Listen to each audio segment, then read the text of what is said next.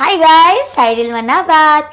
And ngayon, ang gagawin natin ay 5 things I can't live without. Okay, number 1, toothbrush. Siyempre, kung hindi ako mabubuhay ng walang toothbrush, mamamatay naman yung nasa paligid ko kung wala akong toothbrush. Ang baho ng hininga mo niyan kung wala kang toothbrush. Tubig! Yan, scientifically, and gusto ko rin talaga nagtutubig.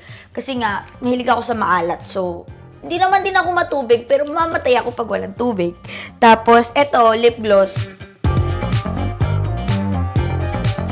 Lagi akong nag-lip gloss. Halimbawa, wala akong makeup. Basta mukhang nagbamantika yung labi ko. Feeling ko maganda ako dun.